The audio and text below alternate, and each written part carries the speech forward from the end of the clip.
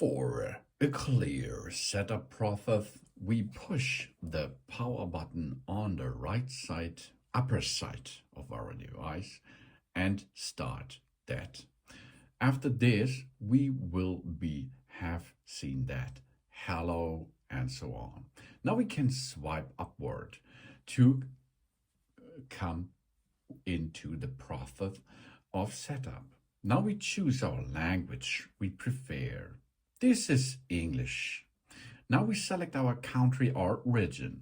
In my case, it's Germany. Of course, your country or your region is shown in that list. Now we can set up the appearance. We choose how we would like to text and icons to look on our iPhone. We can choose large, medium, or default. Continue. Now we can perform a quick start. We bring our current iPhone or iPad near me. If you does not have any Apple iPhone or iPad, then skip and set up without any device. This is the standard way if it's your first kind of iPhone. Now, written and spoken language, we can customize this if we like. English, German, emoji, and so on. Dictation, English and German, for example. Now we have to choose a Wi-Fi network because this phone has to say hello to Apple. And this is only possible with the internet. So we have to enter to the Wi-Fi network, and this is only possible with a password. This password you can ask at your admin, or you look underneath your router, of course, or you know your password, of course. Then we can go to join. If we join the Wi-Fi network, it may take a few minutes to activate our phone because now the iPhone 16 is getting messages. Data privacy information. This icon appears when an Apple feature asks to use our personal information. We can learn more if we like. Now we set up our iPhone. We can set up this iPhone for ourselves or for a child in our family. Child accounts can be created by parents or legal guardians for children aged 15 years and younger. We set up for ourselves. The next step is we have to get the Face ID. The Face ID is the best thing and the secured thing here. The iPhone can recognize the unique three-dimensional feature of our face to unlock automatically. Use Apple Pay, make purchases, or subscribe to services from Apple, for example. So continue with that. Now, we first position our face in the camera frame, then we move our head in a circle to show all the angles of our face. Let's perform this. Here's my face, and now I have to rotate. Good job. Oh, yeah. First scan completed. Now, are we using Face ID with a mask? Yes or no? Let's go to yes. Position our face again. Let's perform the same like before. Oh, here we are. And now the second thing is done. Now the system sees that I'm wearing glasses. Okay, let's continue. A third one is now. Good job. Really good job. That it is. Easy peasy. Face ID is now set up. We can continue. Now we have created an iPhone passcode. The passcode is to unlock while you reboot your device, for example. Face ID provides convenient and secure access by recognizing our face. Occasionally, the passcode will be required for validation. So, use not this passcode, of course. This is only for demonstration. Now we created this passcode and we can continue. We can transfer our apps and data. We get our existing apps and informations like photos, notes, and reminders onto our new device. From the iCloud backup, from another iPhone, from the Mac or the personal computer, or once from your Android. Okay? If you have that, use that, because it's cool. Now we have to create an Apple account. We sign in or we create with an email or a phone number to use the iCloud, the App Store, and other Apple services. The Apple ID is for free. And you will need this Apple ID for all your Apple devices. So it's really cool to make this. If you does not have anyone, forgotten password, or don't have an account, push there and create an account or reset your passwords. And then enter here the phone number or email, and after this, a passcode, and then we can continue this process.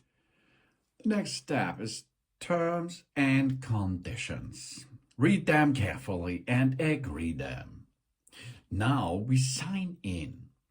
That means our settings and so on will be transported and be looked what's going on with your Apple ID and something for data, pictures, settings, and so on. Maybe you have another iPhone or another iPad or something else by Apple, and you have an access to an Apple ID, so there will get you a lot of information about that. That means what looks your home screen, what color you prefer, and so on.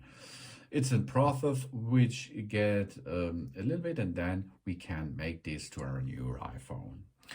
We can customize now then. Update our iPhone automatically. We can do that, or we can only download it automatically. You can choose like you prefer. Location services. Location services allows maps and other apps and services like Find My together and use data indication our location.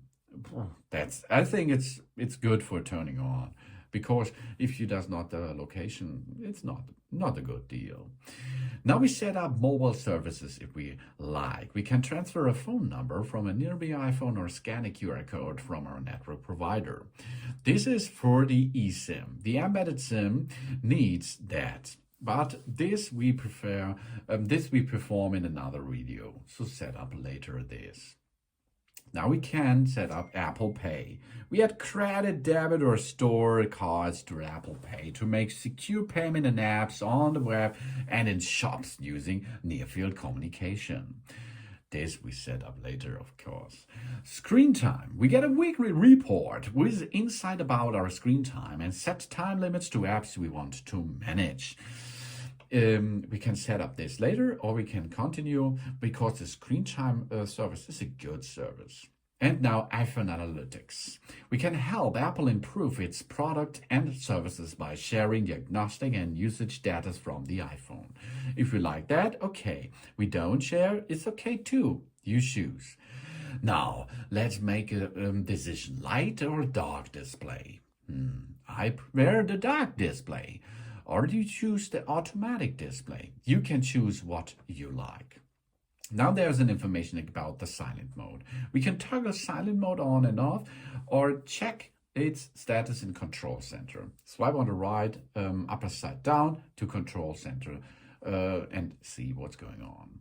So the next thing is the new action button. We can see the action button on the left side over the volume up button. Okay, now we can customize this button. We can customize it with silent mode, with focus, with camera, with torch, with voice memo, with recognize music, with translate and magnifier, and the shortcuts and accessibilities and nothing. So okay, what we should we choose the torch light. Okay, camera control. The camera control button is over there. This is the power button, this is the camera control button. With the camera control button, we can click on the controller to open the camera app. Then we click again to use the camera controller as a shutter. Really cool feature. Here we can see how it works.